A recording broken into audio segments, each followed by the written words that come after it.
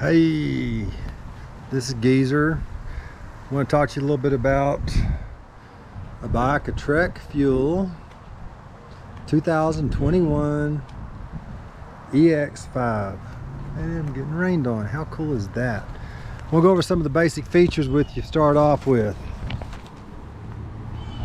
Let's show you this beauty first of all. It is a beauty. Absolute beauty. And they come in pairs. What do you think about that? Look at that. It's got a pair of them. Like so much own a pair.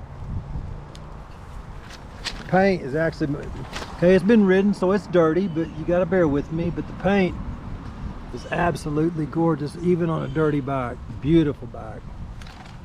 All right. Shifters. Shimano 6100s. What's really cool is you can pull it, or you can push this one to go either direction. This is one directional, so that's kind of cool when you're riding. You push or pull on it to shift it. The 6100 Derailleur, which has been working very well, flawlessly. Bottom bracket is a MT500 92 millimeter.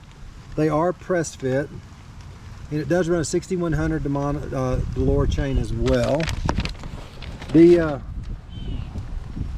rear cassette is 12 speed, 10, little bitty thing, to 51 teeth with 34 teeth up front. This makes a really nice range. This thing will climb amazingly. The shock that we're running on this is the X Fusion, which I've heard a lot about the X Fusion. A lot of people said, you know, you need to dump that when you buy the bike and so forth. But honestly, I like it. It rides really well. I'm surprised. I didn't expect it to. I'm surprised. Front fork. The bike is spec'd with a Recon Silver. Trek has been shipping the last few bikes, at least this bike and that bike, which are several months apart, with a Recon Gold with 140 millimeter up front. It does support 2 tokens. I believe it's 138 millimeter in the rear. The dropper post on the large, on the medium through the extra large is 130. On the small and extra small is 100 millimeter dropper, and that's been working flawlessly.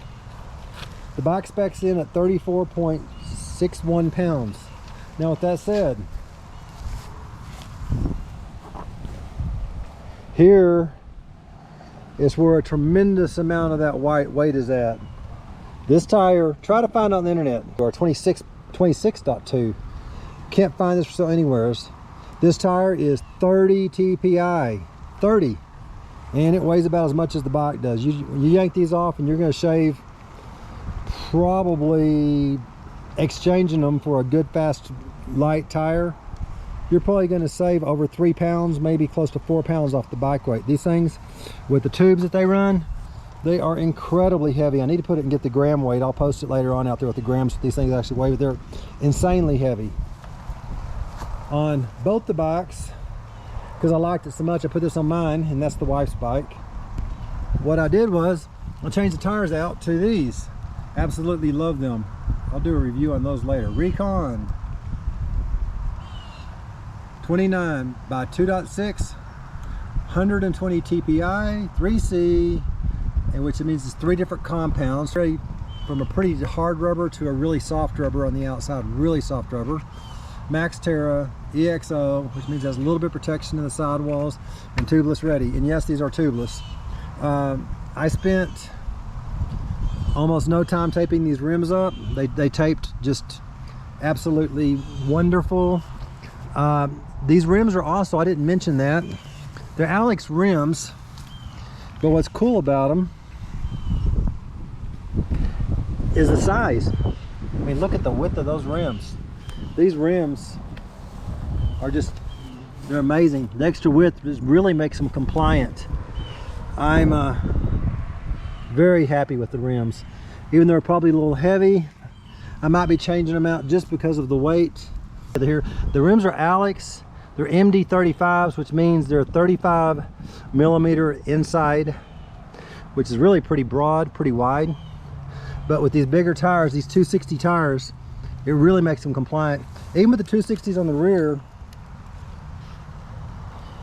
you've got a pretty shocking good amount of clearance.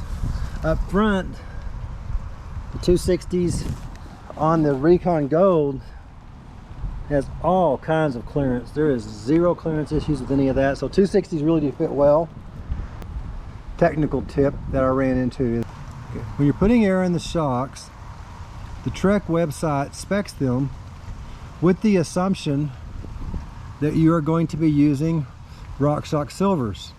These are RockShox Gold. The way you can tell which one they are is go look the serial number up at RockShox right here. See where that's at, and then you can look up and see which shock you have. But for my bike, it said I needed to run 130 at my body weight. I'm finding that with the Gold, 108 is a lot more applicable to get the right sag and for comfort and just the way it rides. It really does feel a lot better.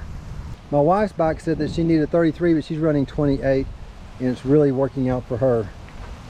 The saddles in these bikes are pretty good. I'm getting a little rained on.